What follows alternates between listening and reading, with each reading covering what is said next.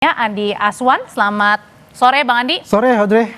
Dan ada juga nanti akan segera bergabung, ada Roy Suryo yang kini sudah ditetapkan sebagai tersangka dan juga sudah hadir melalui sambungan Zoom. Ada Guru Besar Fakultas Hukum, Unsur Profesor Hipnu Nugroho. Prof. Hipnu, selamat sore. Selamat sore Mbak, selamat sore Mas Adi. Selamat sore Pak Hipnu. Ya, saya mau coba ke Mas Roy dulu yang sekarang tersambung melalui sambungan telepon sebelum tiba ke studio Kompas TV. Selamat sore Mas Roy. Ya, sore Mbak, aku ada di ruang sebelah. Mas Roy, saya mau tahu dulu nih, apa tanggapan pertama Anda sebagai penuding ijazah palsu Jokowi yang akhirnya setelah gelar perkara menetapkan Anda dan kawan-kawan sebagai tersangka? Ya, nggak apa-apa, itu kan hak dan kewenangan dari polisi, hak saya juga untuk membela diri, dan insya Allah nanti akan kita buktikan, seluruh rakyat Indonesia akan melihat apakah bukti-bukti yang sudah kemudian digunakan untuk menersangkakan saya, itu benar-benar ada atau hanya fotokopi. Karena kita tahu, pada kasus yang lulu ya ditetapkannya Gus Nur dan bahkan ditahannya Gus Nur dan Bambang Tri itu semuanya hanya berbekal fotokopi.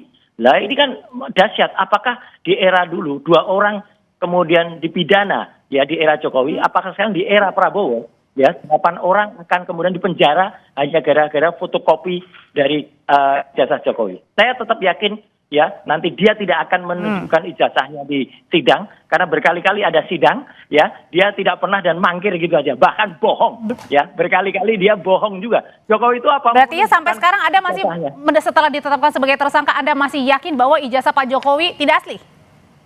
Tidak asli, 99,9% Oke. palsu. Dan insya Allah itu nanti rakyat akan melihat dan Allah Subhanahu Wa Taala akan menjadi saksi semua. Oke, tersangka Roy Suryo, Bang Andi masih berkeyakinan sudah ditetapkan sebagai tersangka, masih yakin ijazahnya Pak Jokowi nggak asli? Ya itu kan haknya Mas Roy Suryo ya yang mengatakan itu. Yang jelas kita lihat institusi negara sudah mengatakan bahwa ijazah beliau adalah asli. Bagaimana katakan ijazah beliau asli ya, sekarang sudah ada penetapan tersangka ya kan. Ada 8 orang. Dibagi 2 klaster. Dibagi 2 klaster. Jadi ini menarik ya. Artinya ada 5 orang klaster 1, ada 3 orang di klaster 2. Ya. Jadi intinya di sini adalah perbedaannya itu hanya di pasal yang digunakan. Oke. Ada pasal 160, terus ada pasal yang di luar yang pasal 160 itu di klaster yang kedua. Ya pada dasarnya ya kita juga menghormati apa yang telah dilakukan oleh Mas Roy Suryo dan kawan-kawannya itu dalam arti pembelaannya nanti ya mau melakukan pra-peradilan itu adalah hak konstitusi yang dilindungi negara juga. Oke, apa benar Mas Roy Suryo dan kawan-kawan ini akan mengajukan pra-peradilan? Nah kalau ini saya asli datang ada fisiknya. Kalau yang tadi ijazahnya itu nggak asli. Tapi sudah ditetapkan sebagai tersangka Mas Roy. Nggak apa-apa. Yang namanya tersangka itu satu tahapan. Wong saya tersangka nanti mungkin kalaupun jadi terdakwa. Kalau nanti terus lagi misalnya jadi terpidana. Ada yang terpidana 6 tahun aja masih bisa menghina hukum seenaknya dada-dada. Tapi nggak takut Mas Roy? Apanya? Nggak takut nih nanti? Yang saya takut dan teman-teman takut adalah kuasa Allah Subhanahu Wa Taala. Kalau hanya dengan bukti-bukti yang zalim kayak gini, ya kita akan lawan.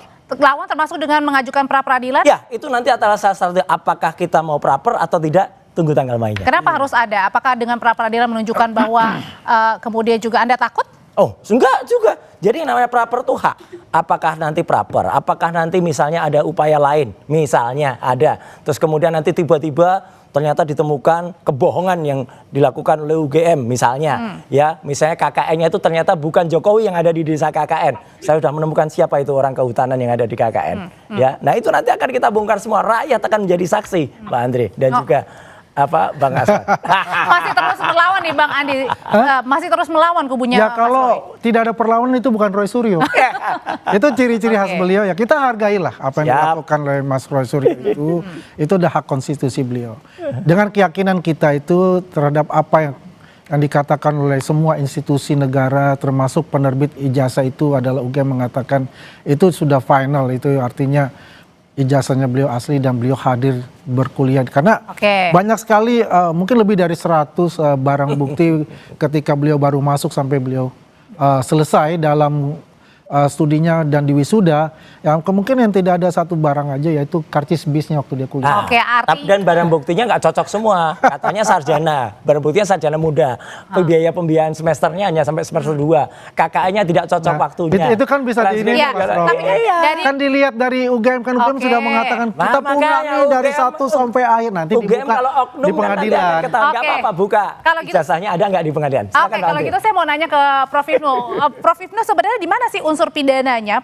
Padahal ini kemudian tadi berkelit bahwa Mas Roy bilang bahwa ijazahnya ini diambil dari media sosial ya, salah satunya. Itu makanya mohon maaf untuk Pak Kapolda ya, Pak Irjen Asep ya, tolong nasihatin benar abuannya bener nggak? Informasi yang masuk ke Irjen Asep, saya mengedit ya, saya dan pada itu mengedit kemudian ijazah, kemudian mengedarkan palsu. Wow, itu kebohongan publik. Tidak ada yang namanya kami mengedit sama sekali. Jadi ini jangan menimbulkan kesalahan, dan karena gara-gara diedit itu katanya itu yang menjadi alasan unsur untuk penetapan menjadikan tersangka. TSK. Salah besar Bapak. Jangan mau ditipu anak buah Bapak. Kalau gitu menurut Prof. Hipnu sendiri di mana unsur pidananya sehingga membuktikan bahwa Roy Suryo CS ini masuk dalam unsur pidana, termasuk juga dengan pengenaan pasal Undang-Undang ITE dalam kasus ijazah palsu Pak Jokowi ini, tudingan?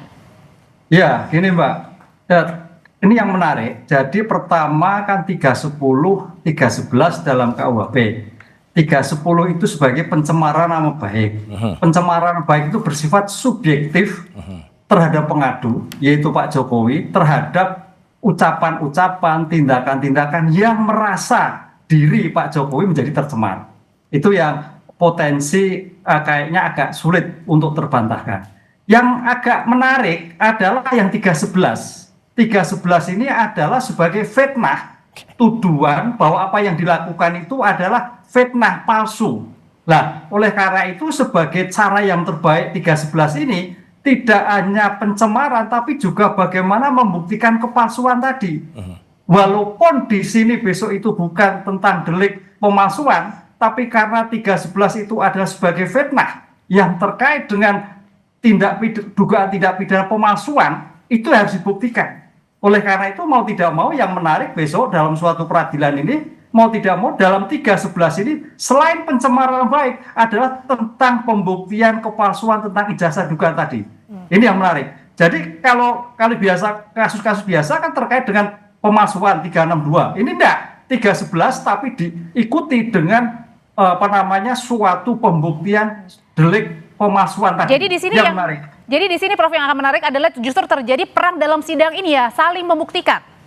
Iya, ini kan 311 itu fitnah tentang dugaan yang diharapkan tidak benar, tentang kepalsuan. Nah, kepalsuannya di mana? Kan itu nih. Karena ini suatu yang jadi merupakan satu kesatuan itu. Jadi bukan pencemaran Pak, tapi fitnah yang menyangkut tindak pidana jagung palsu. Lah, palsunya di mana? Ini ya saya kira menarik. Jadi suatu bentuk penyelesaian secara efektif, efisien di dalam pengungkapan suatu perkara. Sehingga kemarin tentang pembuktian yang dilakukan oleh Polda itu sudah bagus. Lah sekarang tinggal dalam suatu persidangan tentang pembuktiannya. Karena ini bukan delik pemalsuan tapi delik tentang fitnah menyebabkan kepalsuan dari fitnah yang bersangkutan. Ini yang menarik. Kalau yang terkait IT, saya kira IT itu hanya sebagai alat. Kalau tudingan fitnah itu siapa yang harus membuktikan terlebih dahulu, Prof? Ya, di sini nanti dua-duanya. Pak Jokowi membuktikan, Pak Roy membuktikan sama-sama. Jadi asli atau tidak? Berarti artinya ijazah asli itu memang harus diperlihatkan di dalam sidang nanti? Kalau menurut diksi 311 adalah kepalsuan, tuduhan kepalsuan. Itulah yang harus dibuktikan. Ini yang selama ini tidak pernah terjadi, tapi ini sebagai suatu diksi yang menarik, yang karena memang sejak awal ini perdebatannya adalah Pak Roy menginginkan suatu persidangan, sehingga mudah-mudahan pandangan saya, hakim akan memberikan ruang tentang hal tersebut. Sehingga sebelum masuk pada 311. Kalau 310, oke, itu nama pribadi. Tapi yang 311 yang menarik Mbak, IT menarik karena itu hanya sebagai alat. Digunakan dengan IT. Nah itu kalau IT kan semua orang tahu. Makanya dalam IT itu ancamannya lebih besar, 7 tahun gitu. Ya. Mas Roy, berkali-kali kan Pak Jokowi juga sudah siap gitu. Kalau di persidangan saya akan memperlihatkan jika dibutuhkan. Bohong itu. Ijazah aslinya. Bohong itu. Berarti artinya nanti akan ada perang untuk memperlihatkan ijazah dalam sidang. buktikan kata-kata saya, bohong kata-kata dia. Dia berkali-kali ditantang di sidang, tidak akan berani menunjukkan dan selalu menggunakan segala cara untuk memanipulasi sidang. Dibikin NO lah, dibikin pengadilan takut dan sebagainya. Dan ini bagus sekali statement dari Prof. Hipnu ini. Karena sama juga dengan statement yang disampaikan secara langsung ya oleh mantan Kabar Eskrim yang namanya Pak Susno Duaji, ya. Ijazah yang dipersoalkan harus dibuktikan dulu, ya, sah atau tidak. Yang punya kewenangan membuktikan adalah pengadilan tata usaha, jadi pengadilan yang lain. Ini nggak bisa Polda memastikan itu. Kalau ijazah produk pejabat tata usaha negara dan beliau menyatakan salam hangat dari Xinjiang, Cina. Barusan beliau WA ke saya. Jadi artinya terima kasih Pak Susno, terima kasih juga Pak Ugro. Orang-orang polisi yang masih sehat pikirannya, yang kemudian tidak hanya asal menggunakan alat bukti atau informasi. Sekali lagi saya sangat menyayangkan statement dari Pak Irjen Asep yang mengatakan mereka ditersangkakan karena mereka melakukan editing. Tidak ada Pak editing yang dilakukan. Justru ada orang PSI yang namanya siapa itu yang kemudian Sandi itu, ya, itu yang kemudian mengupload dan membuat ijazahnya miring. Begitu saya miring, itu beda. Itulah yang bisa kena pasal 32 atau 35. Jadi maksudnya Anda adalah penetapan Anda sebagai tersangka ini tidak tepat pasalnya? Sangat tidak tepat dan itu harus batal gugur demi hukum. Dan itulah nanti ada langkah upaya apa yang akan dilakukan. Ya Pak Andi silakan Anda ketawa. Bang Andi, sebenarnya kemarin pada saat Anda dimintai keterangan oleh media adalah bagaimana respon Anda terkait dengan tudingan atau sangkaan atau Mas Roy Suryo sudah ditetapkan sebagai tersangka, Anda bilang Pak Jokowi sudah siap memberikan ijazahnya, menghadirkan ijazahnya di persidangan. Jadi kalau tadi dibilang Mas Roy bilang itu adalah bohong, belum tentu? Jadi Audrey, pokoknya apa yang dikatakan oleh Roy Suryo dan kawan-kawan itu hak dia untuk defend. Dia mau plot twistnya kan paling jago plot twist ini, ya kan? Apakah dia punya komunikasi dengan Pak Jokowi? Kan enggak. Yang komunikasi kan adalah saya. Pak Jokowi mengatakan, saya siap apabila diminta oleh pengadilan untuk membuka semua, saya akan buka di depan pengadilan. Dari jasa SD, SMP, SMA sampai S1. Itu jelas itu. Mengatakan saya. Di mana? Di Solo mengatakan. Jadi itulah. Ya, kalau Roy Suryo mengatakan bohong, ya memang ini metomania namanya. Tak kasih tahu, termasuk yang bohong. Kemarin ada relawan Jokowi datang ketemu dengan Pak Jokowi. Katanya yang si Judiari itu, ya itu kan mengatakan, saya udah lihat ijazahnya asli. Freddy Damanik mengatakan, benar nggak lihat ijazahnya? Oh, ijazahnya masih disita polisi. Ya kami lihat scan-nya. Itu kan bohong. Nah kemarin kan Bang Freddy juga pada saat ketemu di Solo, Pak Jokowi sendiri sudah. Nggak, itu bohong. Freddy mengatakan sendiri dalam Kompas TV kemarin sore, ya Zoom waktu itu, dia mengatakan enggak kok itu hanya scan. Gimana ini scan? Jadi kalau gitu, jadi kebohongan itu akan diturunkan dari Jokowi ke. Jadi setelah ditetapkan sebagai tersangka, apa langkah hukum selanjutnya yang akan dilakukan oleh Mas Roy nanti ya? Usai jeda. Iya.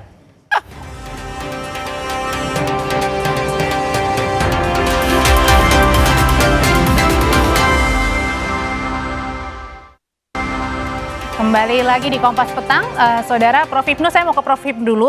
Prof, dari Polda bilang penetapan tersangka ini murni penegakan hukum sesuai dengan prosedur, aturan, transparan, akuntabel. Nah pertanyaan saya adalah, apakah bisa seseorang ini ditetapkan sebagai tersangka dalam kasus tudingan ijazah palsu Pak Jokowi tanpa memperlihatkan terlebih dahulu ijazah aslinya kepada penuding? Iya, gini, ini kan dugaannya kan pencemaran nama baik, Mbak. Jadi fokusnya itu pencemaran nama baik. Sebagai bentuk pencemaran nama baik itu adalah perasaan yang dimiliki seseorang. Tapi kan objeknya ijazah, Prof. Iya, makanya nanti yang 311 tadi, itu loh. Apa yang dituduhkan itu mengandung kepalsuan, palsu atau tidak. Tercemaran di situ. Jadi 310, 311 suatu rangkaian yang tidak dipisahkan. Nah, itu yang menariknya gitu. Jadi ini bukan tuduhan tentang pemalsuan, tapi pencemaran nama baik akibat suatu tuduhan. Nah, oleh karena itu mau tidak mau kalau kita konsisten dengan 311 fitnah terhadap tindakan kepalsuan, ya mau tidak mau nanti hakim harus memfasilitasi. Seperti ini, mana yang benar gitu loh. Jadi fitnahnya itu, oh ternyata tidak fitnah, oh ternyata fitnah. Itu nanti di persidangan dalam pembuktian yang berlakukan. Lah, kalau tentang IT, oh itu saya kira sebagai alat aja. Karena sebagai alat menggunakan semua orang tahu, makanya hukumannya lebih besar menjadi 7 tahun. Oke, Tapi jadi kalau 311 karena 9 bulan. sebagai bentuk kepalsuan tadi ancamannya cukup berat, 4 tahun. 4 tahun. yang Jadi intinya 311. pada saat memperlihatkan ijazah itu gimana, Prof? Sebaiknya harus ditetapkan sebagai tersangka dahulu, baru kemudian nanti diperlihatkan atau sebelum dulu? Ya, itu bagian dari suatu pembuktian. Nanti kan dalam suatu pembuktian ini equal kan gitu kan. Kejaksaan, kepolisian mendalilkan suatu bukti-bukti secara subjektif mewakili negara, tapi objektif terhadap hukumnya. Lah, kemudian nanti penasihat hukum Pak Roy Suryo akan mencari, loh yang dituduhkan yang palsu yang mana, buktinya mana, pengen lihat dulu, kan gitu loh Pak. Ini kan di sini kan seperti itu kalau kita melihat suatu persidangan yang terkait 311. Lah, di saat itulah ruang itulah nanti ada suatu perdebatan tentang ijazah tadi. Oke, jadi Mas Roy, kalau Ya. misalnya sekarang nih Anda sudah ditetapkan sebagai tersangka, ini kan belum dipertunjukkan ya untuk ijazah Sama Pak Jokowi sekali ya? belum dan nggak ada. Dan satu lagi, terima kasih Prof. Jadi konsennya kan 310, 311. Oke lah, kita hormati itu 310. Tapi yang jahat, kalau kata si Cinta kepada Rangga di hadapannya itu jahatnya, itu dimasukkan pasal-pasal 32 dan 35 Undang-Undang ITE yang karena kebetulan saya yang ikut membuat itu, tahu persis pasal itu adalah kalau ada seseorang membuat sesuatu dokumen yang palsu menjadi asli atau membuat sesuatu dokumen yang asli menjadi palsu. Jadi artinya Anda tidak diterima ditetapkan sebagai tersangka dengan pasal itu? Loh, tidak ada, karena pasal itu jahatnya apa? Itu hukumannya, ancaman hukumannya tinggi, 8 tahun dan 12 tahun. Itu pasal seludupan yang akan digunakan untuk kemudian menahan kami. Ya, jadi sekali lagi, ini jahat banget ya. Di era yang lalu, era Jokowi saja, itu sudah ada 2 anak bangsa kemudian dikriminalisasi. Sekarang akan ada 8 yang dikriminalisasi di era Pak Prabowo. Jadi apa kata dunia internasional? Jadi Anda anggap ini adalah kriminalisasi? Kriminalisasi pasal karena Bang ada Andri. penyelundupan 2 pasal ITE. Ya biasa begitu. Kalau sudah Ya, kok biasa? katakanlah ya, dengan pertimbangan-pertimbangan oleh penyidik, bahwasanya ini masuk ke pasal ini, itu kan dengan Ayo. penelitian yang sangat mendalam, dengan juga masukan dari para para saksi-saksi ahli untuk itu. Banyak loh saksi ahli yang masuk di situ. Kalau kita lihat ada berapa? Ada 130 Abal-abal semua. orang gitu kan. Artinya yang di situ sudah tetap yang dimasukkan pasal-pasal itu sudah mulai proses gitu loh. Ya kalau mereka mengatakan wah ini selundupan dan ini ya, itu kan bisa diuji nanti di pengadilan untuk masalah itu. Yang penting sekarang itu ya siap-siap aja lah Mas Roy, makan yang enak ya gitu ya. Ya terus juga jangan lupa Saya kasih bawa tahu ya. koper lah nanti pas pada pemeriksaan Bang Andi. sebagai tersangka. Oke, Bang Andi, sebenarnya menurut Bang Andi sendiri bagian yang mana sih yang kemudian akhirnya ini menjadi bukti kuat bahwa Mana? Mas Roy ini kemudian ya layak ditetapkan sebagai tersangka. Ini bagian yang mana? Karena kan Mas Roy sendiri bilang ijazah ini diambil dari media sosial politik PSI. Data-datanya juga diambil dari KPU pusat dan daerah. Ini bagian yang mananya? Asli semua itu. Ya kalau kita lihat ya, dari mensreanya pertama, Mas Roy ini bukan 2025 loh. 2020, 24 Wah, itu enggak itu. 2020 itu dia sudah melakukan Ini palsu. Ini suatu palsu. penelitian terhadap Itu ijazah ada Pak Jokowi. ada pengkhianat itu apa palsu kalau itu? Jadi Nggak saya ada. udah bisa paham untuk Nggak. itu. Kalau dikatakan Itu bohong, apa kalau ini bohong. saja yang dikatakan ditentukan untuk itu, ya itu kan nanti prosesnya Itu dari nggak bisa dibuktikan, kejaksaan. itu bohong. Ya kan, ya. Tapi menurut kalau Anda saya kan apanya? nggak. Ya kalau saya sih pasti ya itu undang-undang ITE-nya itu sangat kuat. Nah, itu yang salah. Ya, undang-undang ITE-nya tadi kan Pak Prof Ibnu juga mengatakan pasal 310 itu. Nggak apa-apa. Nah, itu juga salah satu penguatan. 310, di sana. 311 oke.